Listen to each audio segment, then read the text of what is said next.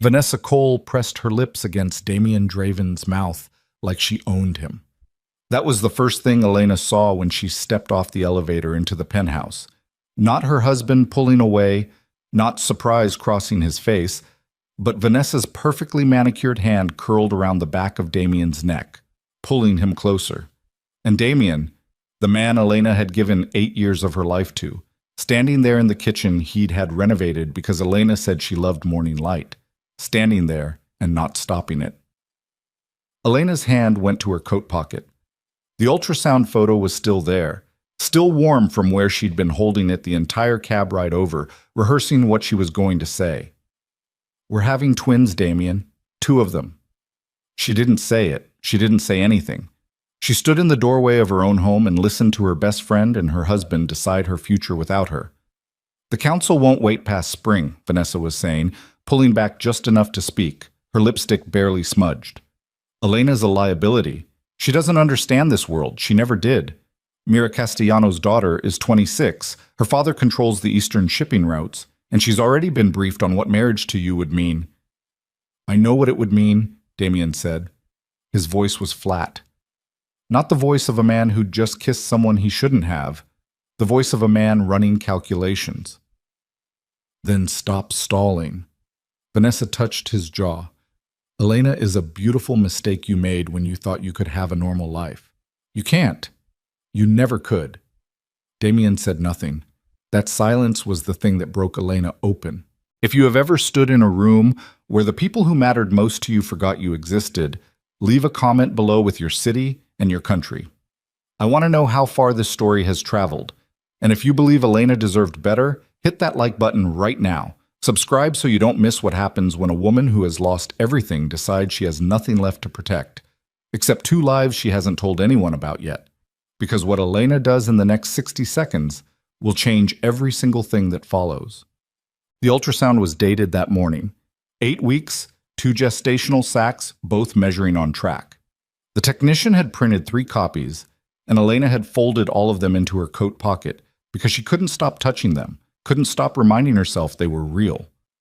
She was still touching one when she stepped back from the elevator doorway and pressed the down button with the knuckle of her left hand so it wouldn't make a sound. The doors opened immediately. She stepped in. She watched Damien and Vanessa through the narrowing gap until the panels closed and took them away from her. She did not cry in the elevator. She counted the floors instead. 31. 30. 29. She got to 19 before her knees went soft, and she put her back against the mirrored wall and slid down until she was sitting on the floor of the elevator in her good coat, the one Damien had bought her in Milan, holding a photograph of 2 small gray circles that were somehow already people. The lobby doors opened. A man in a suit looked down at her and had the decency to look away. Elena got up. She smoothed her coat. She walked out through the lobby of the Draven building, past the concierge who knew her name, past the doorman who held the door, and out onto Fifth Avenue where the November wind hit her face so hard her eyes watered immediately, and she was grateful for it because it meant no one could tell if she was crying. She was not going back up there. She understood that in the same way you understand something that has always been true, but that you kept choosing not to look at directly. Like a door at the end of a hallway you kept telling yourself you'd check later. She had checked it now. She knew what was behind it. The cab she flagged down smelled like pine air freshener and old upholstery. She gave the driver her attorney's address on West 48th, and then sat with her hands in her lap and her coat buttoned all the way to her throat, and thought about the anniversary dinner Damien had texted her about that morning. Reservations at 8. Wear the blue dress. I have something to tell you. She wondered what he'd been planning to tell her. She decided it didn't matter. What? Margaret Hale was a divorce attorney who'd been recommended to Elena 3 years ago by a colleague who'd said, "If you ever need her, you'll know why I'm giving you this number." Elena had stored the number in her phone under M and never thought about it again until she was standing outside a brownstone on West 48th with her finger hovering over the contact.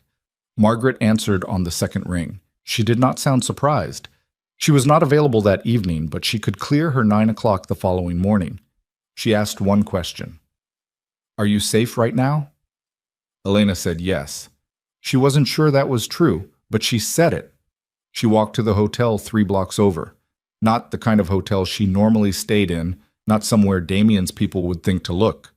And she paid cash for a room on the 7th floor, and she sat on the edge of the bed with her coat still on, and she made a list. The list was short. She was the kind of person who had always been better with lists than with crying. Crying took too long. She wrote, attorney, morning, documents. She wrote, bank, joint account, transfer portion, do not clean it out. She wrote, call no one. She underlined that one. She wrote, main, and then looked at that word for a long time before she added a question mark. Her phone buzzed. Damien. Running late at the office. Still on for 8? She turned the phone face down on the bedspread and looked at the ceiling. The room was beige. The kind of beige that isn't trying to be anything. She appreciated that. She pulled the ultrasound photo from her pocket and smoothed it flat on her knee. The twins were the size of raspberries. The technician had said they had heartbeats she could see on the monitor, 2 separate small flickering pulses. And Elena had gripped the paper gown so hard it tore at the edge. She hadn't told the technician. She'd just nodded and tried to look like a woman who was not completely overwhelmed. She was overwhelmed now. She let herself be overwhelmed for exactly 10 minutes. She counted it on the clock radio on the nightstand, the red digital numbers, and when it hit 10 minutes, she sat up and wiped her face with the back of her hand and started thinking practically. The twins changed everything. That was both the terror and the anchor. She could not make decisions from rage or from grief.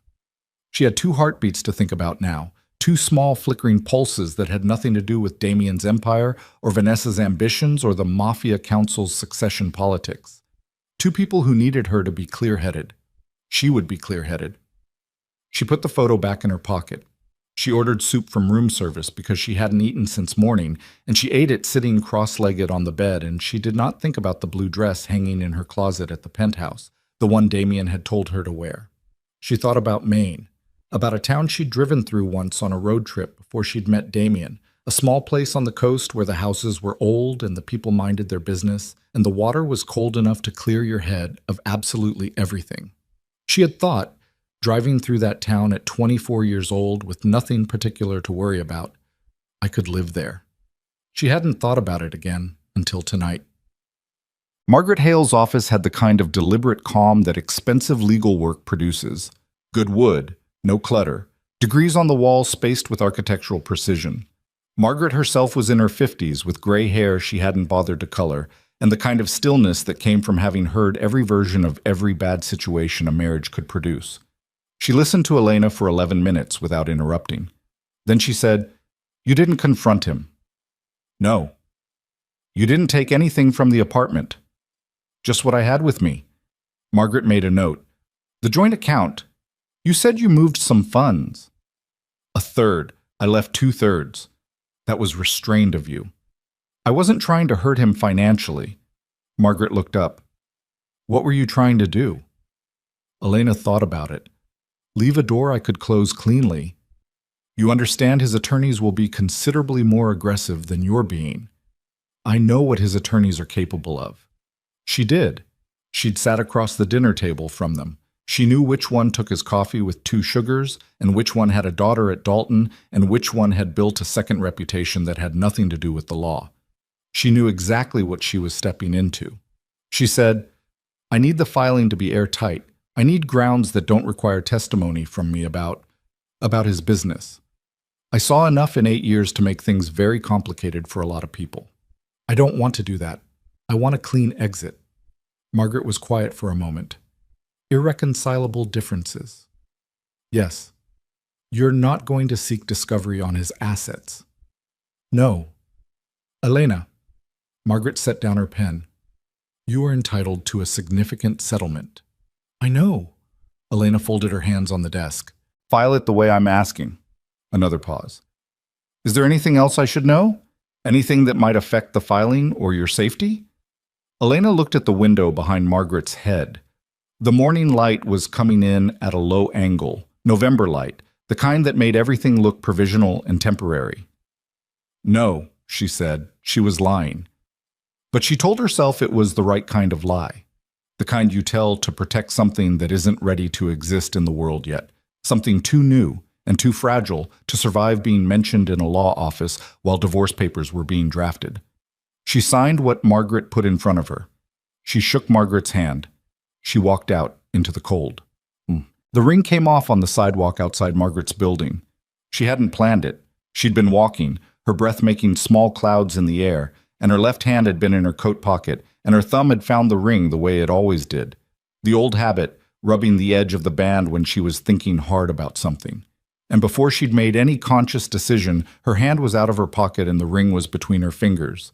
She looked at it, princess cut, platinum, the stone a shade of blue-white that Damien had described to the jeweler for 40 minutes because he'd been trying to match the color of the winter sky over the Hudson on the morning they'd first kissed. She'd thought that was excessive at the time. She'd also thought it was the most romantic thing anyone had ever done for her. She stood on the sidewalk on West 48th Street and held the ring and thought about a version of herself that had believed the story of the winter sky and the Hudson. She didn't hate that version of herself. She just couldn't be her anymore. She walked to the corner mailbox, the battered blue USPS mailbox outside the deli, and she almost laughed at herself because she didn't have an envelope. So she went into the deli and asked for an envelope, and the man behind the counter looked at her like she was slightly insane, but found her one, and she bought a stamp from the little machine and addressed the envelope to the penthouse on Fifth Avenue and wrote no return address and dropped the ring inside and sealed it and dropped it in the mailbox. Damien would get it in 2 to 3 business days. By then, she would be gone. She told no one. That was the part that cost her most. She had a mother in Connecticut who would have driven to the city the moment Elena called, who would have shown up with food and opinions and a ferocious protective anger that Elena actually could have used right now. She had 2 colleagues at the architecture firm who were close enough to call friends. She had her book club on Thursday nights, and a neighbor who kept a spare key and watered her plants when she traveled. She told none of them. She understood that Damien's network was not a metaphor. His people were genuinely everywhere, not in a paranoid way, just in the way that a man who had spent 15 years building an organization understood infrastructure. He would know she'd visited Margaret Hale. He would probably know within the week. She had maybe a 3-day head start before his security chief started pulling threads. She used all 3 days. She closed her email and opened a new one under a name that wasn't hers. She paid cash for a secondhand car in Queens from a private seller who didn't ask questions. She packed 2 bags, practical things, warm things, the kind of packing you do when you're not sure how long you'll be somewhere, but you know it's going to be cold. She put the ultrasound photos in a waterproof document case. She drove north out of the city on a Tuesday morning when the traffic was still heavy enough that anyone following her would have trouble. And she didn't stop until Connecticut, where she ate a sandwich in a diner parking lot and called her mother from a payphone because she'd remembered that diners sometimes still had them, and she needed to hear her mother's voice even if she couldn't explain why. Her mother answered. Elena said, "I'm okay. I just wanted to say I love you." Her mother said, "Elena, what's wrong?" "Nothing. I'll call you when I can." "That's not nothing." She hung up. She sat in the car with her hands on the wheel and the sandwich half-eaten on the seat beside her, and she thought, "I'm sorry." Not to Damien. To her mother, who deserved more than that. And to the 2 small heartbeats that deserved more than a woman sitting in a parking lot talking to herself and trying not to fall apart. She drove the rest of the way to Maine in one push, stopping only for gas, arriving after dark to the coastal town she'd thought about for 12 years since driving through it once on a road trip. It was smaller than she remembered. The main street had a hardware store and a bakery and a library that looked like it had been there since the Civil War. The woman at the rental office was named Ruth, and she had the manner of someone who had lived in a small town long enough to not be surprised by people arriving after dark with cash and no explanation. She showed Elena 3 properties. Elena took the one furthest from the main road, a small white house with good windows and a yard that backed up to the tree line and a kitchen big enough to actually cook in. She carried her 2 bags inside. She stood in the empty living room. The house was quiet in a way that the city never was. Not silence, exactly. She could hear the wind and something moving in the yard, and somewhere further off what might have been the ocean. Just quiet. The kind of quiet you have to stop moving to hear. She put her hand on her stomach.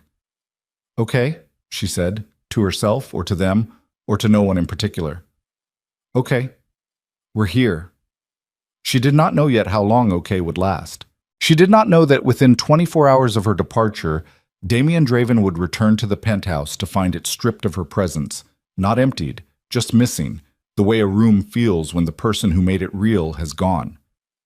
She did not know that Vanessa Cole was already preparing for that moment, had been preparing for it with a patience and calculation that made the staged kiss in the kitchen look like improvisation. She did not know that by the time the divorce papers arrived at the penthouse, Vanessa would already have placed forged documents inside Damien's security files, documents that would make Elena's exit look premeditated, calculated, treacherous. She did not know any of that yet. She just knew the house was quiet, and she was here, and she was not going back. She made tea with the kettle she found in one of the cabinets. Someone had left it behind, along with 2 mismatched mugs and a tin of Earl Grey. And she sat at the kitchen table with her coat still on because the heat hadn't kicked up yet, and she drank the tea and she looked at the ultrasound photo she'd propped against the salt shaker. 2 small gray circles. 2 heartbeats she'd heard that morning on a monitor in a clinic on the Upper East Side, a lifetime and 1 day ago. "I don't know what I'm doing," she told them, which was the most honest thing she'd said out loud in 24 hours.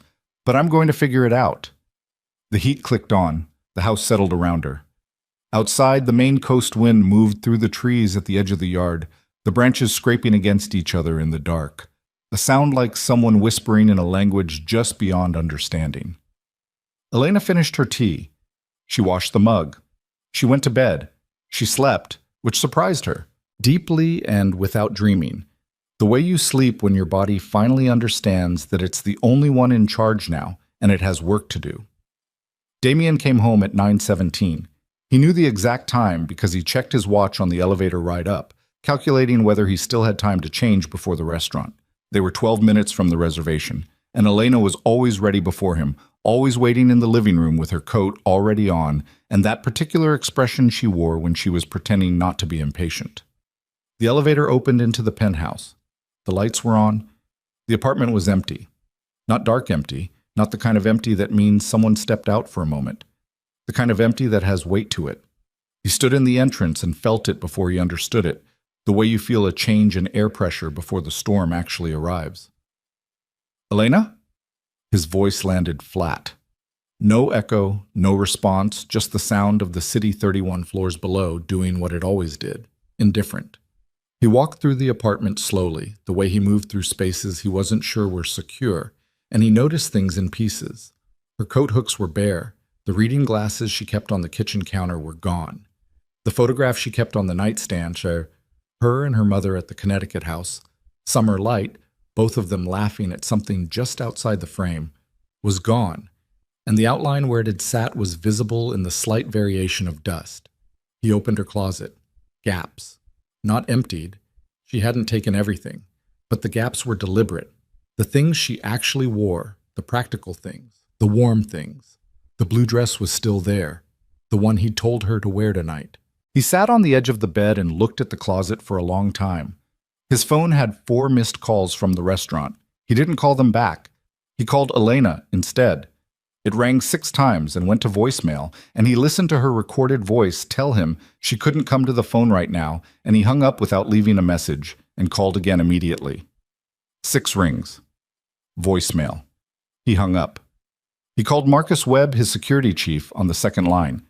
Marcus answered before the first ring finished. That was the thing about Marcus. He answered like he'd been waiting, like sleep was something that happened to other people. "She's gone," Damien said. A pause. "How long?" "I don't know. Hours, maybe. She took not everything. Some things. I'll start pulling." "Don't flag it internally yet." Damien stood up. He was still in his suit. "Just you. Nothing on the network." Another pause, longer this time. "You think it's internal?" "I don't know what I think." He walked to the window. The city glittered below him with the cheerful indifference of a thing that didn't care who stood at which window looking down at it. "Just find her."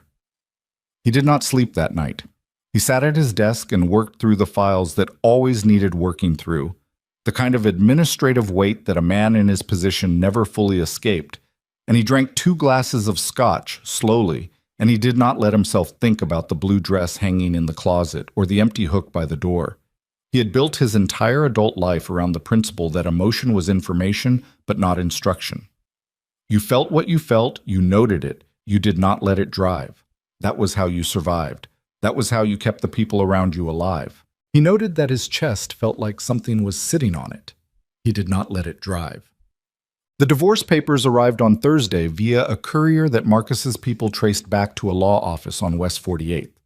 Margaret Hale, family law, 14 years in practice, the kind of attorney people hired when they wanted something done quietly and completely. Damien read through the filing twice at his desk. Irreconcilable differences. No claims on assets, no discovery requests, no demands beyond a clean legal separation. He set the papers down and stared at the wall. Vanessa arrived 20 minutes later, which told him she'd been watching for this, or that she had a source inside his building, which he filed away as a problem to address separately. She came in through the private entrance off the garage, the one only 6 people had access to, and she sat across from his desk in the chair he kept for meetings, where he didn't want people to feel comfortable. She looked at the papers on his desk without touching them. She planned this, Vanessa said. It wasn't a question. You don't know that. Damien, she crossed her legs.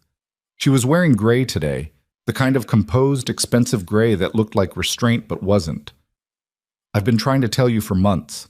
Elena has never been comfortable with your world. The pressure you're under from the council, the marriage question. I think she saw an opening and she took it. I think she's been planning this longer than you want to believe. She didn't take her jewelry. She took what she needed. She left what she knew you'd notice. That's not impulsive, Damien. That's calculated. He looked at her. He'd known Vanessa for 11 years. He knew the specific architecture of her face when she was managing him. The particular calm, the measured pace of her words, the way she leaned forward just slightly when she wanted him to feel like she was being honest with him instead of performing honesty. He was looking at that architecture right now. He said, "What do you want, Vanessa?" She blinked. "I want to help you." "You want to help me?" He picked up the papers. She didn't fight. She didn't make demands. She asked for nothing. Does that sound like a woman who is planning to clean me out? It sounds like a woman who knows she can't win a direct fight and is setting up for something else. Vanessa's voice stayed even. The council is watching this closely. A messy public dissolution would be damaging right now. What you need is, don't. He said it quietly, the kind of quiet that closed doors. Don't tell me what I need. She stood. She straightened her jacket. She said, I'm just trying to protect you. He didn't answer. After she left, he poured another 2 fingers of scotch, and he did not drink it, and he sat there looking at the documents on his desk, and he thought about the look on Vanessa's face, and he thought about Elena's empty coat hooks, and he thought, something is wrong, and I cannot see it clearly because I am standing too close to it. He had thought that before in operational contexts. In his world, that thought was a survival instinct. He'd learned to trust it. He did not know yet how badly he'd failed to trust it here. Marcus Webb came to him with the first file on a Friday morning, 11 days after Elena's departure. It was thin. A printed summary, 3 pages. The kind of document Marcus produced when he wanted to present conclusions without showing all the methodology. Damien had taught him that discipline, lead with what matters, keep the source chain separate so it didn't become a distraction. She visited the attorney's office the morning after she left, Marcus said, standing on the other side of Damien's desk with his hands at his sides. Marcus was 53, former military, the kind of built that had nothing to do with a gym and everything to do with decades of actual work. He was also the most precise person Damien had ever employed, meaning he didn't editorialize. The filing was same day. She had the attorney on speed dial. The contact was 3 years old. That doesn't prove planning. No. Marcus's jaw moved. But there's more. The second page was a bank record, a partial withdrawal from the joint account, Elena's portion, exactly 1/3, transferred 2 days before she left. The timestamp put it at the same day Damien had been in Washington for a council meeting, the kind of all-day absence she would have known about. The timing, Damien started.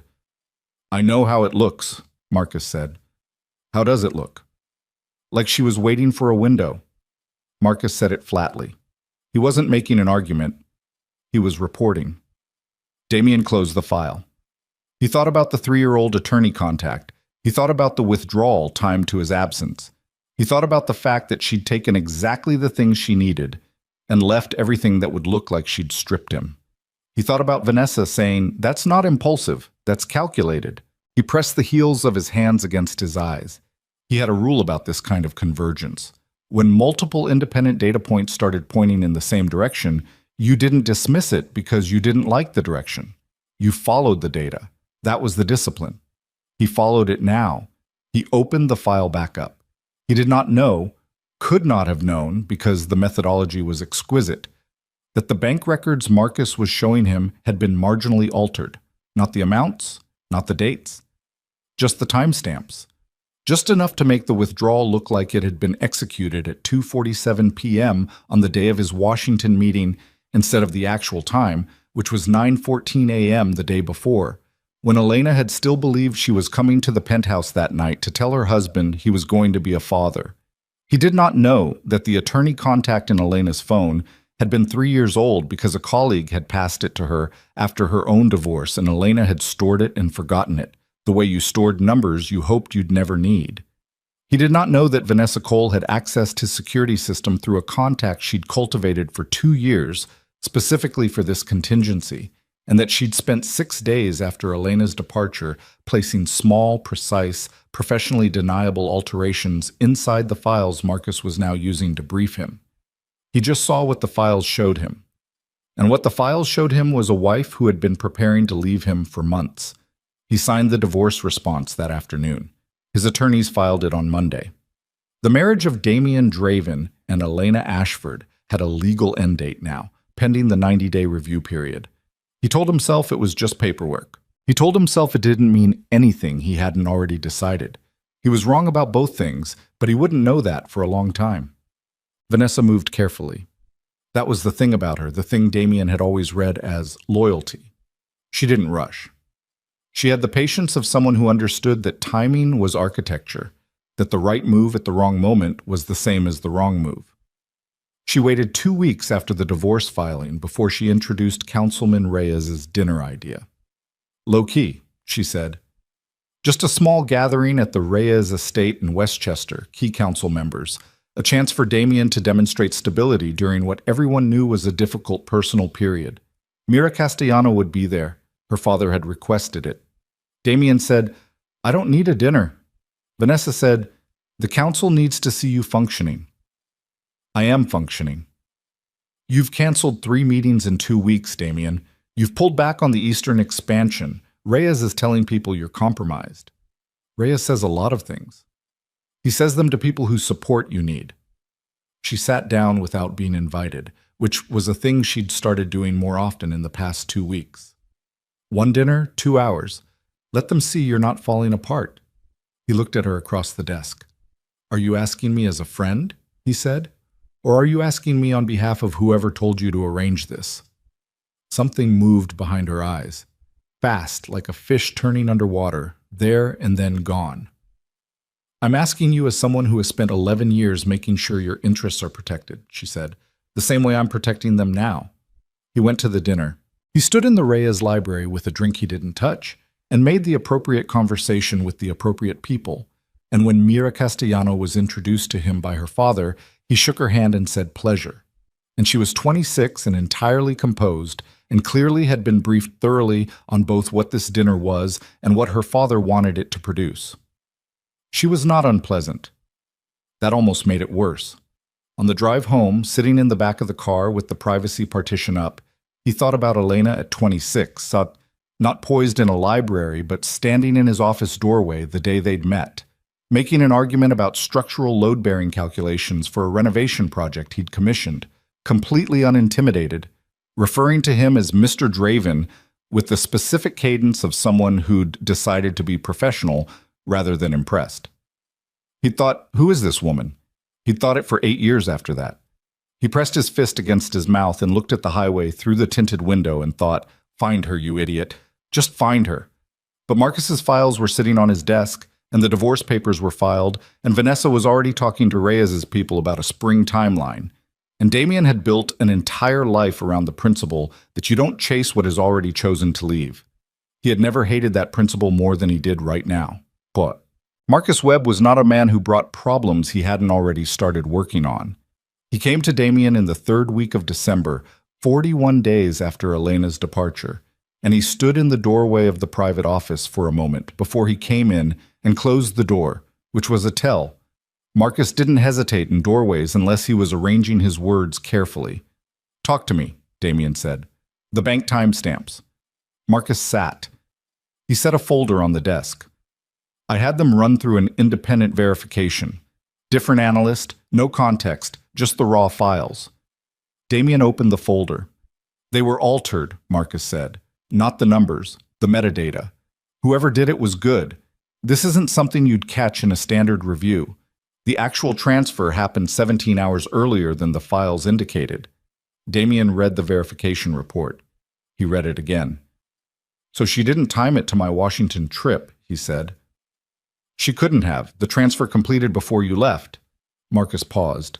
"Which means she wasn't watching for a window. Which means the framing we were working from was wrong." Damien closed the folder. He set it on the desk very carefully, the way you set something down when your hands are not entirely steady and you don't want anyone to see that. "Who altered them?" "That's what I've been working on." Marcus's voice stayed flat, but there was something underneath it.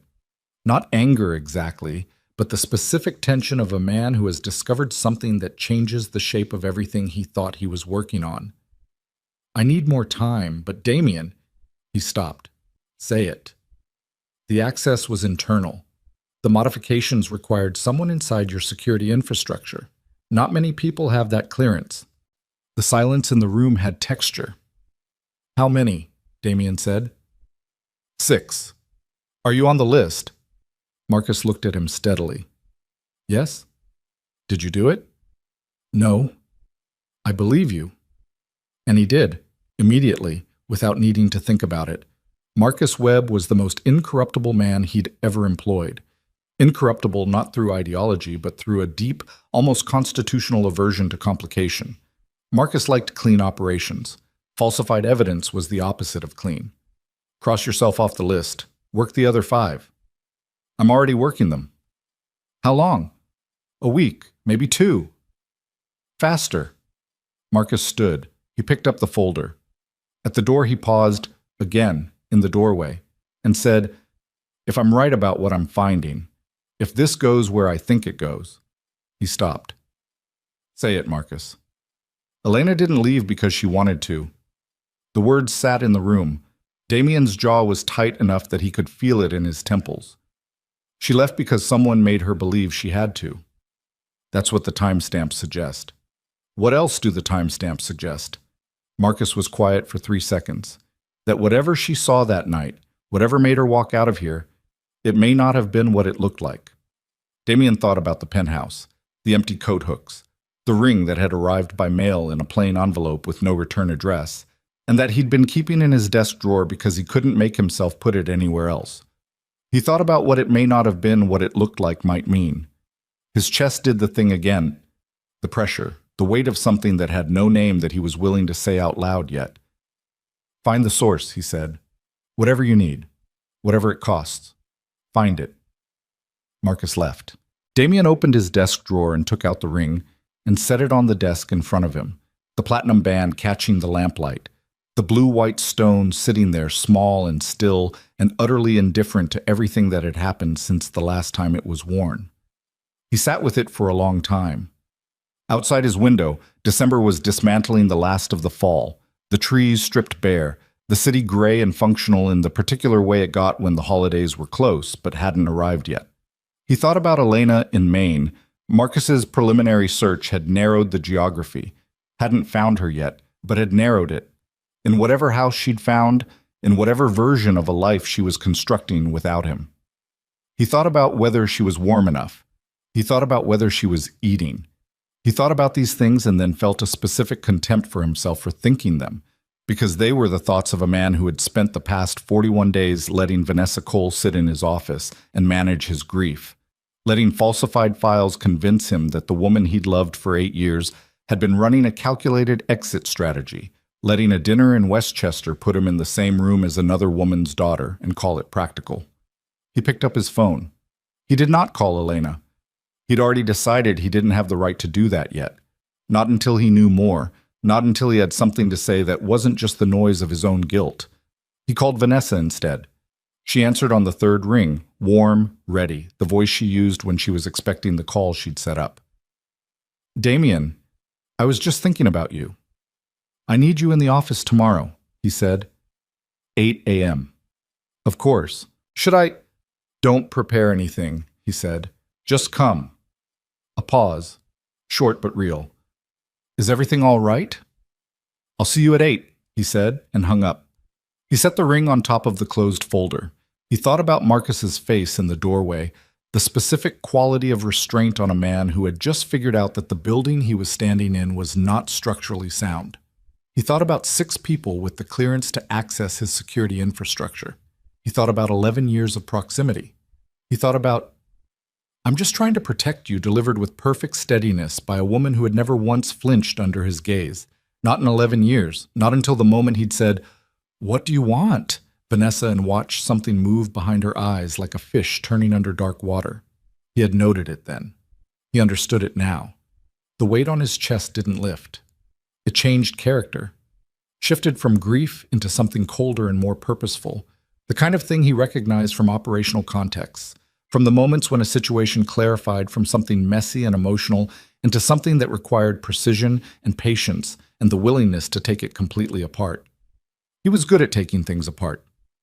He had not yet let himself think about what happened after, about Elena in Maine, about 41 days of silence she hadn't deserved, about whatever it was she'd come to tell him on the night everything shattered, the thing she'd walked away with in her pocket and never said.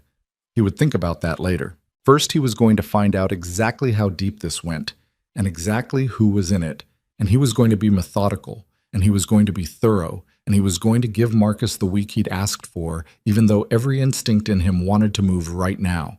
And then, when he knew everything, he was going to make a series of decisions that could not be undone. He was almost certain he was already too late for some of them. He was right. Vanessa arrived at 8 o'clock exactly. That was the first thing Damien noted. Not 8:02, not 7:58. 8 o'clock on the second. The way you arrive when you have spent the night deciding how to walk into a room. She had dressed carefully. Not expensively, she was always expensive, but carefully. The particular gray wool coat, the minimal jewelry, the expression calibrated to project composed concern, the look of a trusted colleague arriving to help manage a difficult period. She sat down across from his desk without being invited, the way she'd been doing for weeks now. He let her sit. He did not offer coffee. He did not say good morning.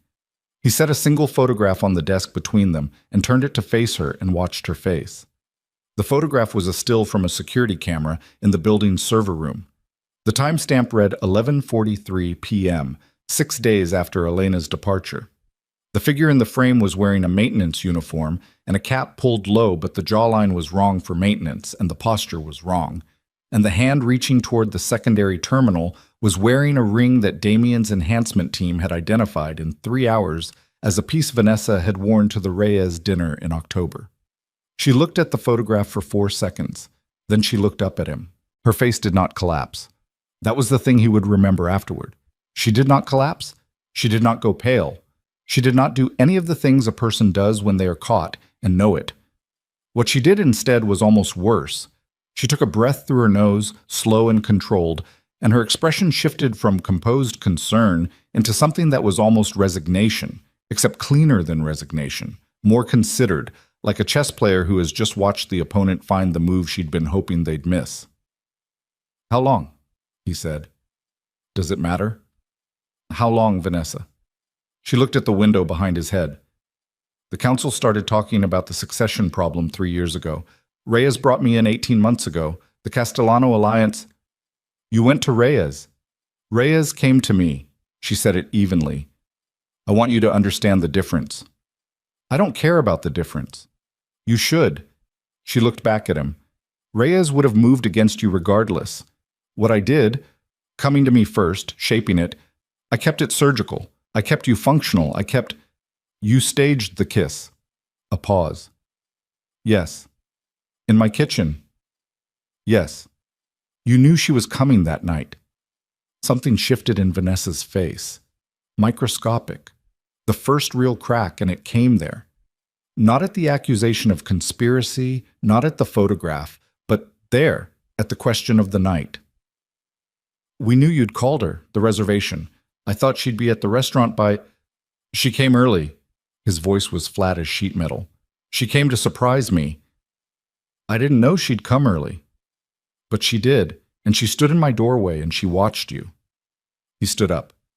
He needed to stand up because sitting still was no longer possible. And she left. And you watched her leave and you didn't say anything. Damien, what did she come to tell me? Vanessa blinked. What? She came early. She had something to tell me.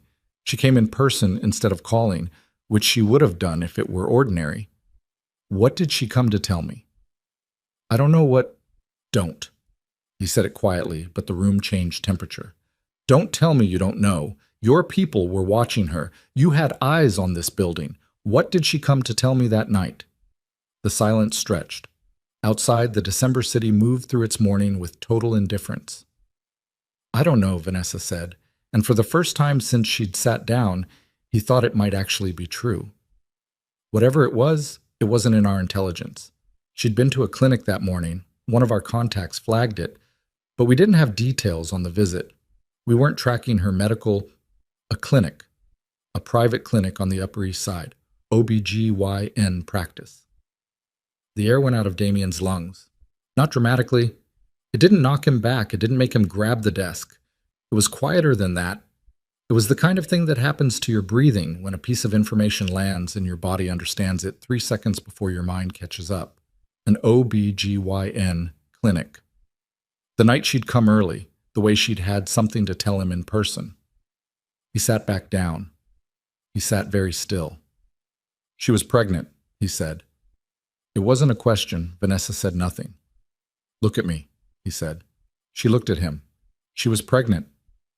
I didn't know for certain, Vanessa said. Not that night. We found out 6 weeks later through the clinics. You found out. Something in his chest was doing something he didn't have a word for. 6 weeks later. You found out and you said nothing. The council's position. She was carrying my child. The inheritance structure means any biological... She was carrying my child. His voice didn't rise. It dropped. It went somewhere below the floor of the room. And you knew.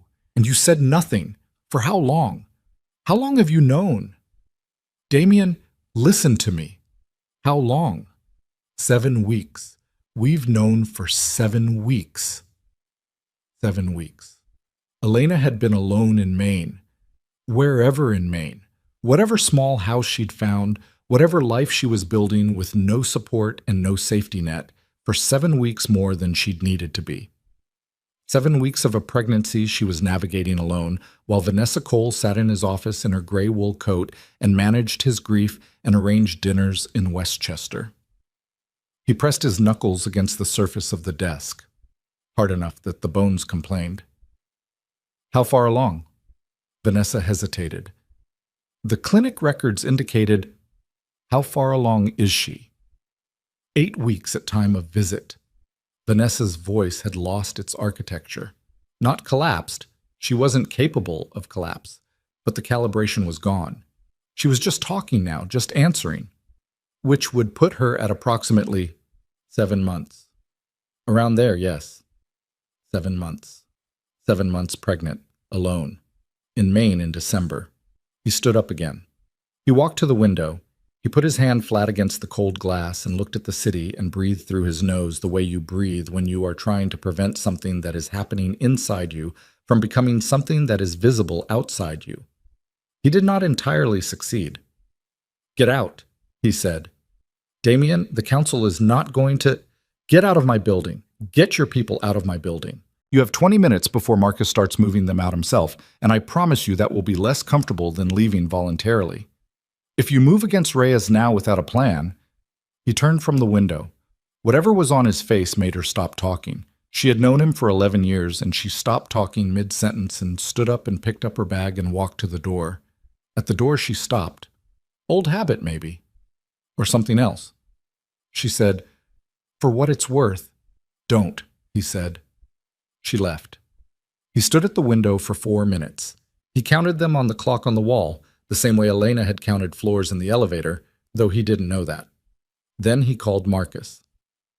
Marcus came with 3 people Damien trusted, not the most senior members of his organization, but the ones whose loyalty had been tested in ways that left no ambiguity. He sat them in the conference room and he laid it out without performance, just the facts in the order they occurred. And when he finished, he said he saw Reyes, Castellano, Vega, and whoever else Vanessa brought in. "I need names. I need documentation. I need it built in a way that the legitimate board can review it and act on it without my direct involvement.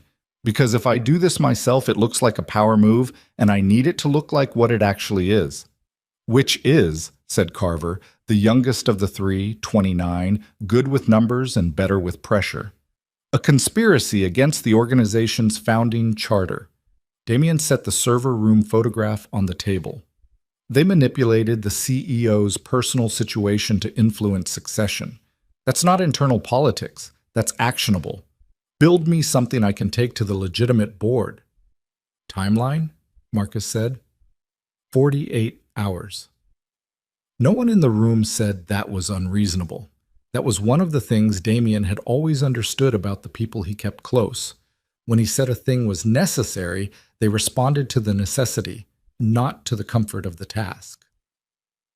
"There's something else," Damien said. He looked at Marcus specifically.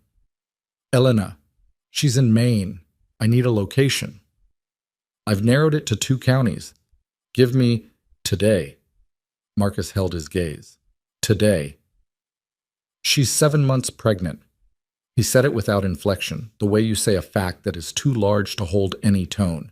"She's been alone for 2 months. I need to know she's safe before I do anything else." Something moved through Marcus's face. Not sentiment.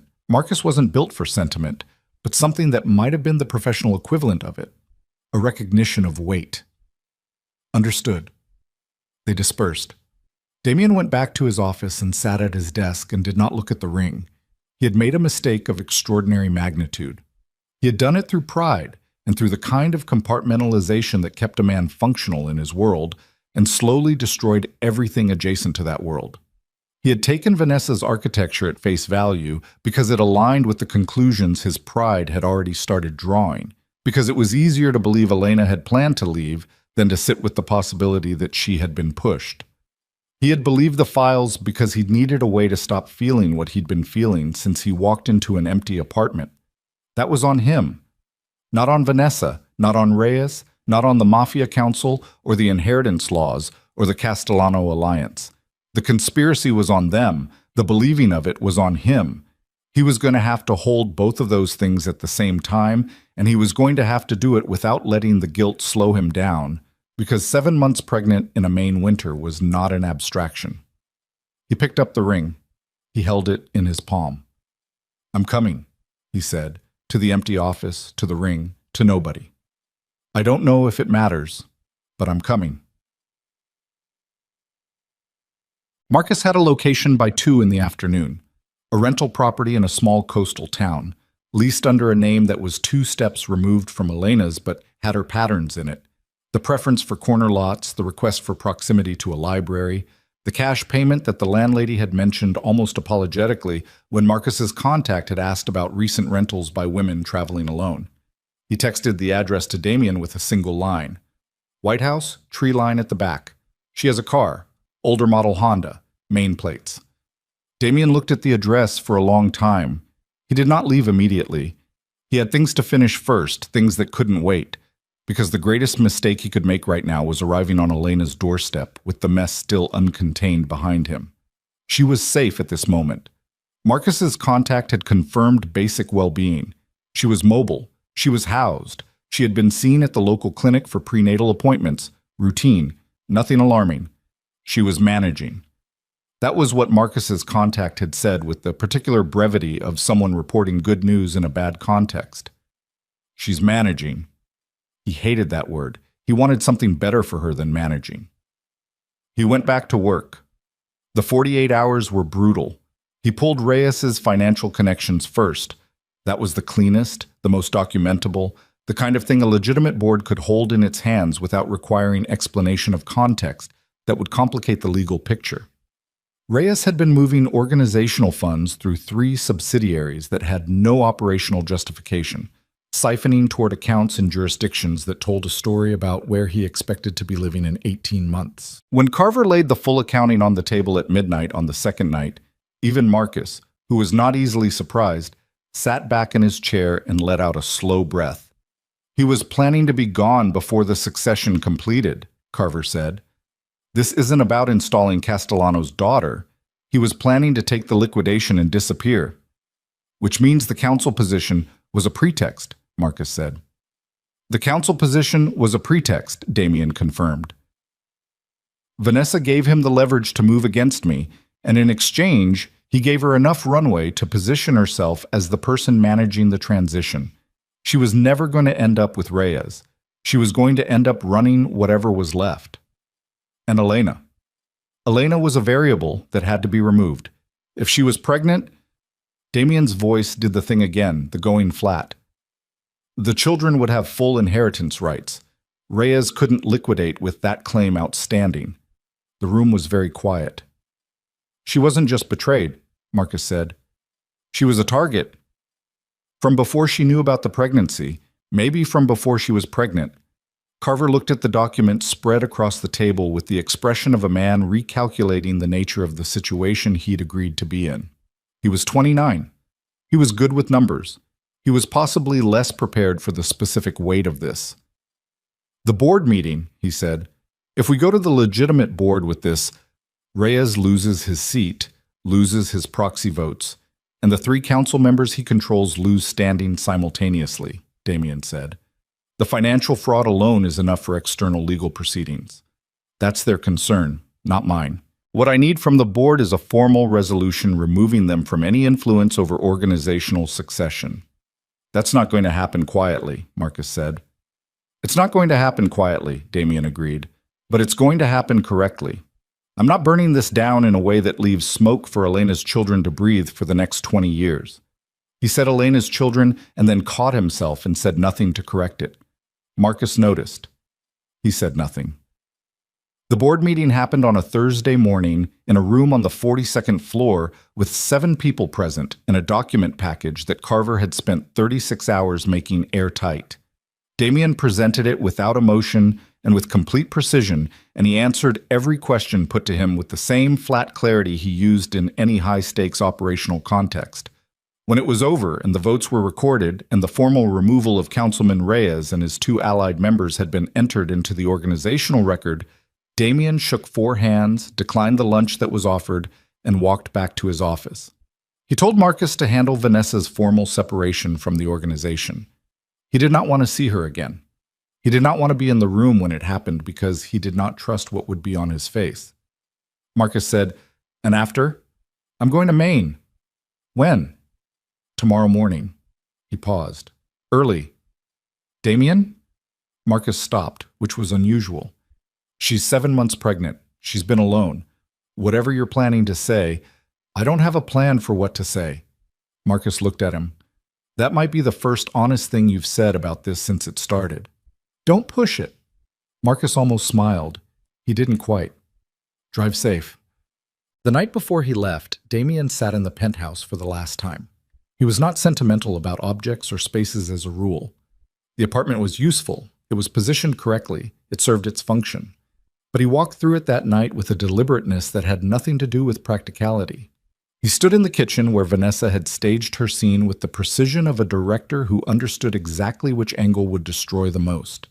He stood in the doorway of what had been Elena's studio, where her drafting table still sat with its pencil groove worn into the wood from years of the same grip, where she'd left a roll of architectural drawings he hadn't been able to make himself discard. He unrolled the top one. A residential project, something she'd been working on before everything. A house, he realized. A family house. The kind you design because you're thinking about what comes next. 3 bedrooms on the upper floor. a garden-facing kitchen. Dimensions generous enough for people who intended to stay. He looked at it for a long time. He rolled it back up and put it under his arm. He packed one bag. He left before 6 in the morning, before the city was fully awake, the car loaded with the one bag and the rolled drawings and the ring in his coat pocket, where he'd put it because the desk drawer had been the wrong place for it, and he hadn't been able to identify the right place until now. The right place was his pocket. The wrong thing would be to act on that before he'd earned the right to. He drove north out of the city the same way Elena had driven, though he didn't know that. The same highway, the same Connecticut diner exit that she'd stopped at, the same narrowing of the road as Maine announced itself through the windshield in the form of darker sky and more trees and the particular quality of winter light that had nothing to do with the city. He thought about what he was going to say. He thought, she is going to tell me to leave. He thought, she will be right to tell me to leave. He thought, I am going to leave when she tells me to, and I'm going to come back the next day. Because there is no version of this story where I let 7 months become 8 months, and then 9 months, and then a lifetime of her doing it alone, because I was too proud to stand in a doorway and take it. He thought about 2 small heartbeats on a monitor in a clinic on the Upper East Side, which he had not been present for, which Elena had ridden uptown to alone in a cab, and then ridden back down alone with 3 photographs in her coat pocket, heading to the penthouse to tell the person who should have been in that room with her. He was going to have to live with that. He was going to have to live with it in front of her, which was harder. The town appeared in the early afternoon the way small towns appear from highway exits. Suddenly, without ceremony, a main street and a hardware store and a library and the smell of salt air coming through the car's ventilation, even in December. He found the street from Marcus's description, found the White House with the tree line at the back, found the older Honda in the driveway with Maine plates, found himself parked at the curb with the engine off and his hands still on the wheel and nothing left to prepare. He sat in the car for 3 minutes. He was aware of the ring in his coat pocket. He was aware of the rolled drawings on the back seat. He was aware that neither of those things should be the opening move, that arriving with objects was the wrong kind of statement, that the only statement that mattered right now was the one you made by showing up and saying nothing that was self-serving. He got out of the car. He walked up the front path. The yard was bare and winter gray, and there were 2 hanging baskets on the porch that someone had planted with something cold weather, pansies or something like them, and he thought, she planted those. Even here, even like this, she had planted something.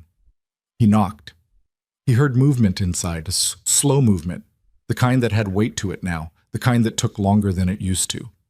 He thought about that, and something tightened in his throat. The door opened. Elena stood in the doorway in a heavy sweater and wool socks, and the specific stillness of a person who has just opened a door they expected to show them something ordinary, and instead found the thing they'd spent 2 months learning not to expect. She was 7 months pregnant, and she looked tired in the specific way of someone who had been holding something enormous alone for a very long time. And she was looking at him with an expression he had never seen on her face in 8 years. Not anger, not relief, not the complicated grief he'd been bracing for. Just a kind of flat, exhausted recognition, like a person who had suspected something was coming and now had confirmation, and the confirmation was neither better nor worse than the anticipating had been, just real. She said, "How did you find me?" "Marcus." "Of course." She held the door frame with one hand, not leaning, steadying. "What do you want, Damien?" He had rehearsed nothing that was adequate. He had driven 6 hours, and he had thought about what to say for 48 of the most grueling operational hours of his professional life. And he was standing in front of her, and the only true thing he had was the most inadequate thing possible. "I know," he said. "About the twins." The expression on Elena's face did something then. Not breaking. Elena didn't break.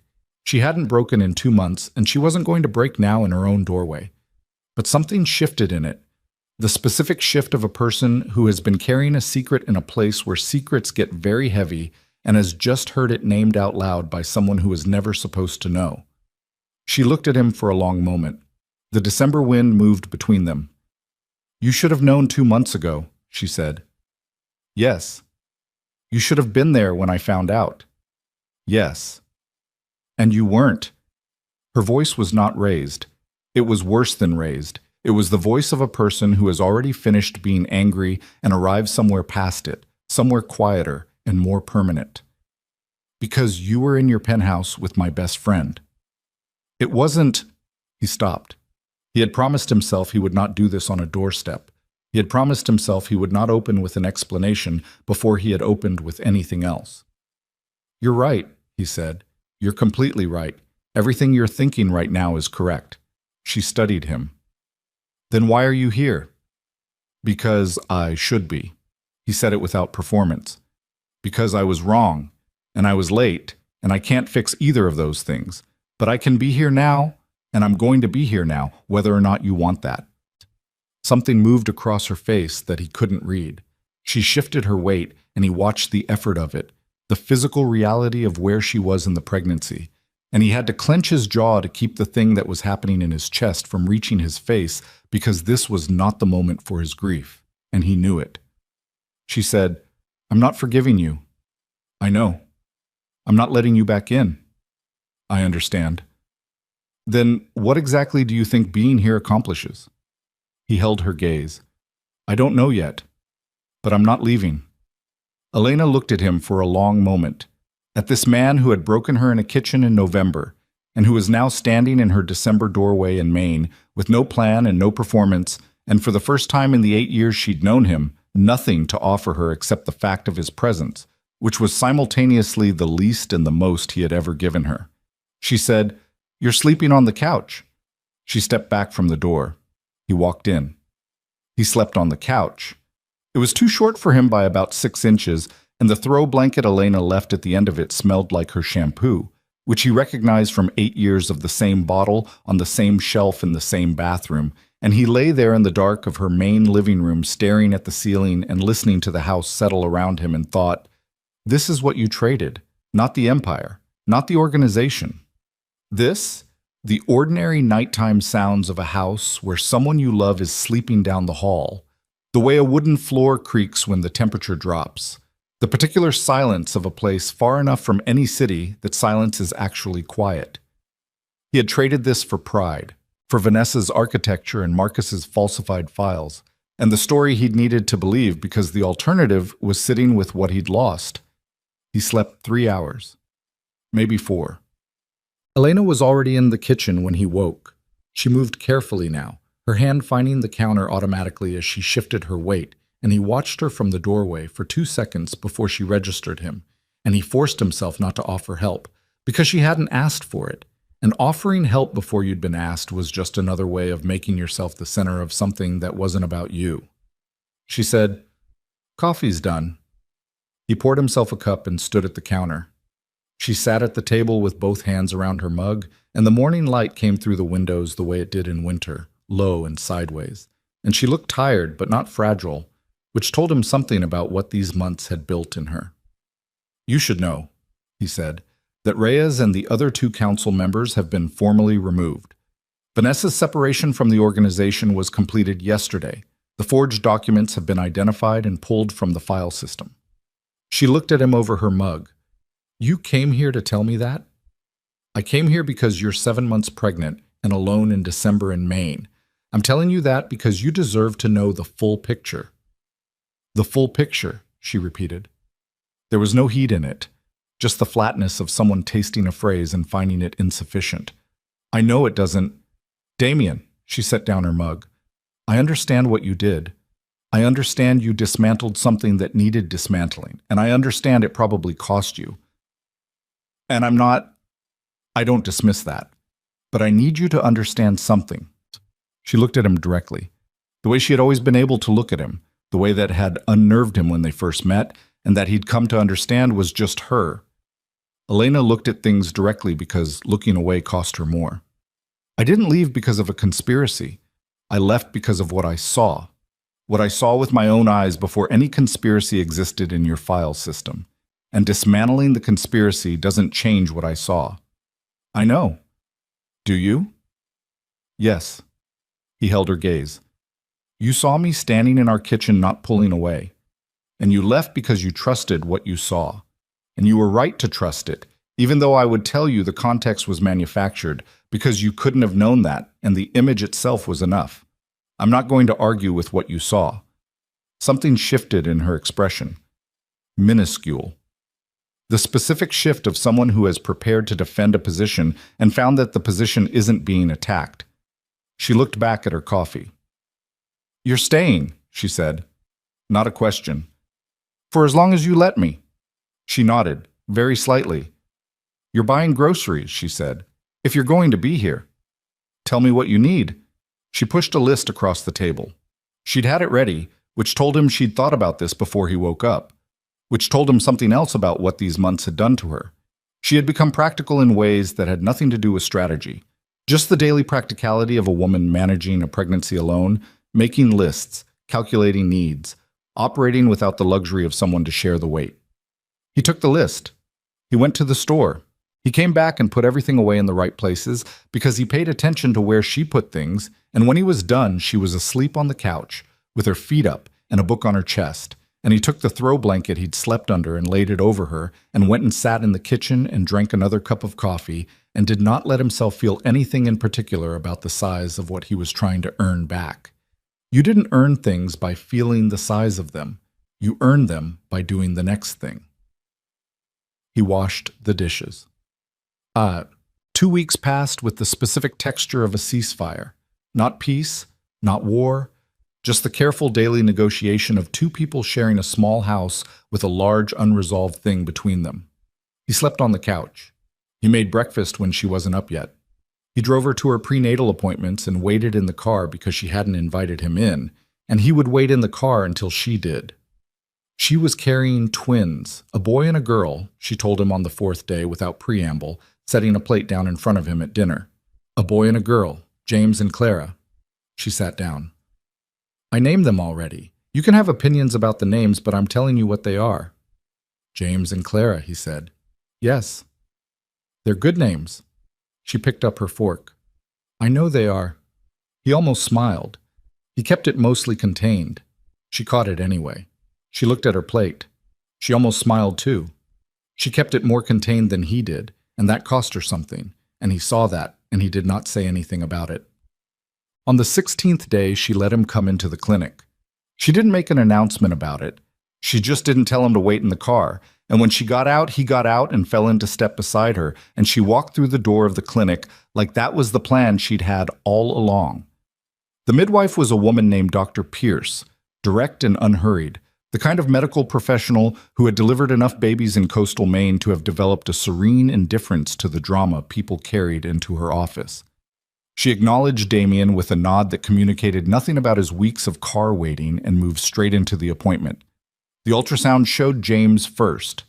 He was head down and appeared, according to Dr. Pierce, to have been in this position for some time, apparently decided. Then Clara, positioned transverse, her head against her brother's back. "She's going to move when she's ready," Dr. Pierce said. "Second twin usually does." Damien watched the monitor. He had thought he was prepared for this, had told himself on the drive over that he would be composed because Elena needed composed, not a man falling apart in a clinic in Maine. He lasted about 4 seconds after the heartbeats appeared on the screen before something in his face did something he couldn't control, and he stopped trying to control it. He didn't make a sound. He just looked at the monitor. Elena, lying on the examination table with her face turned toward the screen, glanced at him once. She looked back at the monitor. After a moment, without looking at him again, she reached across the distance between the table and the chair and put her hand on his forearm. She didn't say anything. He put his other hand over hers. "Doctor." Pierce continued talking about positioning and the 32-week measurement and what to watch for over the next few weeks, and neither Damien nor Elena moved or spoke. And when it was over, they drove home in the near dark of a January afternoon, and she went inside and he sat in the driveway for a moment before following. "Thank you," he said at the door.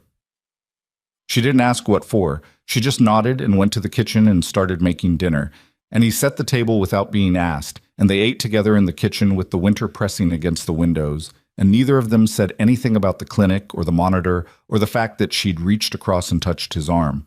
Some things were too new to talk about yet. That was all right.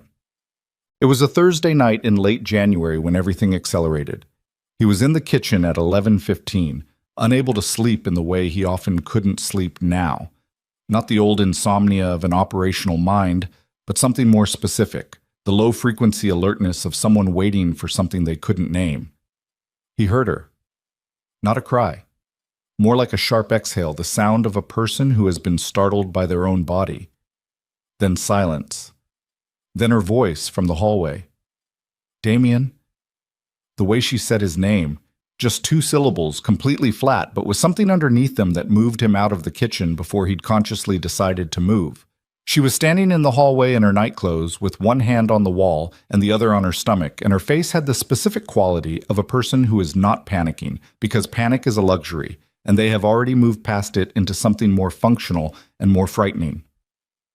Something's wrong, she said. How long? 20 minutes. I thought it was... It's not Braxton Hicks. The pressure is... She stopped, her jaw going tight, and he watched her breathe through something, and when she came back, she said, It's too early. 34 weeks. 6 weeks before the due date. We're going, he said. My bag. I'll get your bag. Where is it? Closet? Top shelf. He had it in 40 seconds. He had her in the car in 3 minutes, which involved helping her down the porch steps, in a way that required him to put his arm around her and take a portion of her weight, and neither of them said anything about that. It was just the physical fact of what was needed, and she let him because her body was doing something that required all of her attention, and she didn't have spare capacity for managing the complexity of being touched by him. The hospital was 22 minutes away. He did it in 16.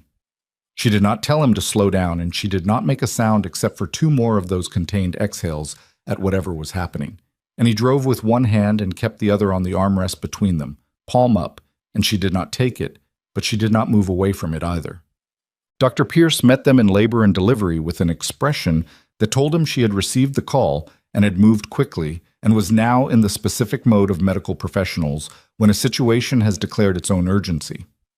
She took Elena's vitals with her team while Damien stood against the wall in the way he'd been instructed. Out of the way, but not outside the room, a distinction Elena had made in a single look at the nurse who'd suggested the waiting area. 34 weeks is manageable, Dr. Pierce said, not stopping her work to say it, addressing Elena directly. James is well positioned. Clara...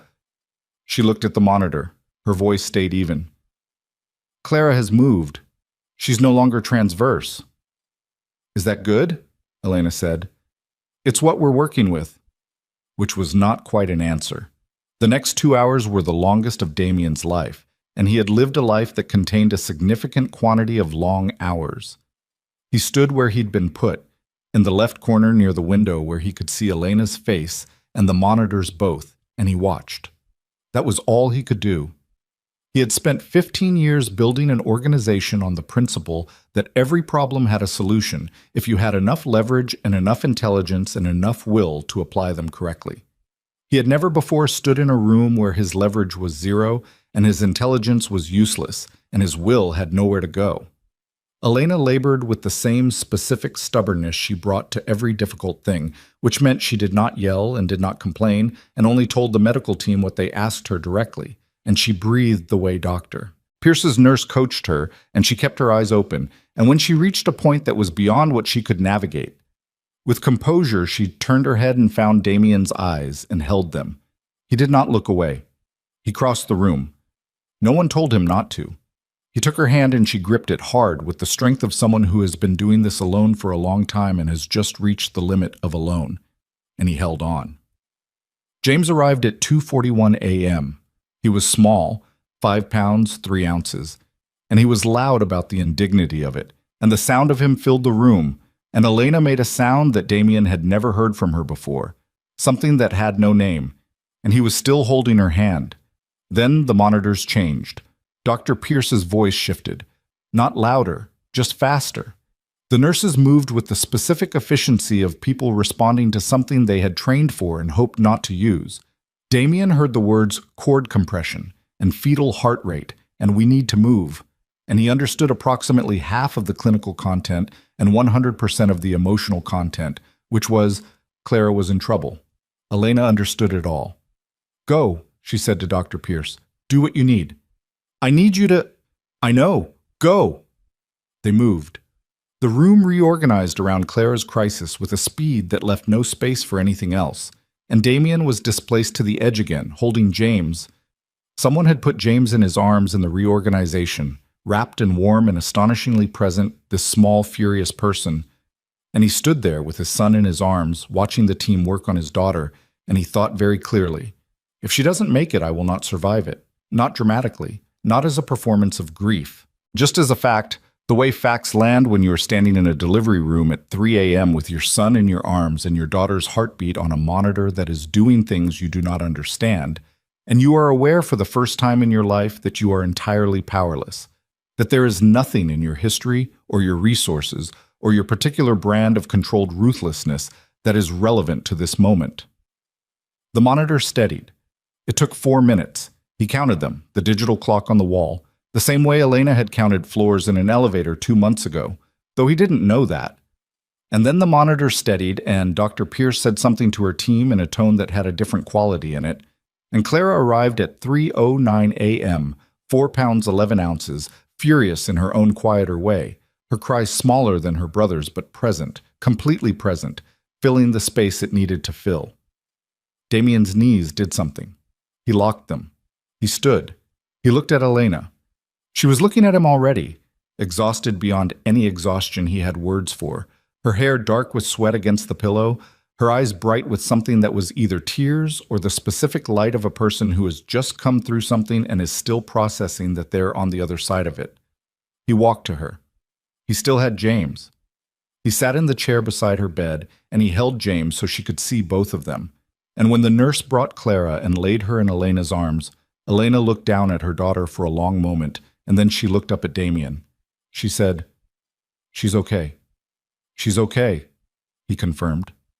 Elena nodded. She looked back at Clara. Her face did the thing it had been trying not to do in front of him for 2 months. It let go of something, not a collapse. Just a release, the specific release of a face that has been holding a particular expression so long that the muscles have forgotten how to do anything else. And finally, in this room at 3 a.m. with both babies present and both heartbeats confirmed, the muscles remembered. He did not say anything. He just sat there with James in his arms and watched Elena hold Clara and let the moment be exactly what it was. Not a resolution, not a forgiveness, not the beginning of something repaired. Just a room, just 4 people, 2 of them newborn, 2 of them wrecked and exhausted and sitting closer together than they had been in 2 months. Just that.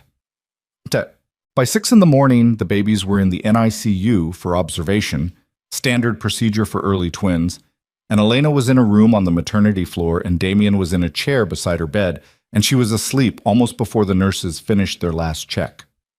He did not sleep. He sat in the chair and looked at her sleeping and thought about the apartment in New York where her coat hooks were empty, and the elevator she'd ridden down alone, and the diner parking lot in Connecticut where she'd called her mother from a payphone, and the main house where she'd planted cold weather flowers on the porch, even in the middle of everything, because that was the kind of person she was, the kind of person who planted something even when she wasn't sure how long she'd be staying. He thought about James and Clara in the NICU, 4 floors up, each under 5 pounds, born 6 weeks early into a world that had been trying to complicate their existence before they'd had the chance to exist. He thought about what Elena had said. "I'm not forgiving you. I'm not letting you back in." She'd said it standing in her doorway a month ago, and she'd meant it, and nothing that had happened since then had changed it formally. He was sleeping on the couch. She had reached across in the clinic and put her hand on his arm. She had said his name in the hallway at 11:15 with the specific tone of someone who had a list of people they could call and had called the right one. These were not forgiveness, but they were something. They were the raw material of something, the kind of thing that only becomes visible in retrospect, when you can look back at a sequence of small moments and see the direction they were building toward. He was not going to name the direction yet. That was not his to name. He was just going to sit here in this chair until she woke up. And when she woke up, he was going to ask her what she needed, and he was going to get it, and he was going to do that again tomorrow, and the day after that, and every day after that for as long as it took for the direction to become clear enough that she was the one who named it. He owed her that much. He owed her considerably more than that.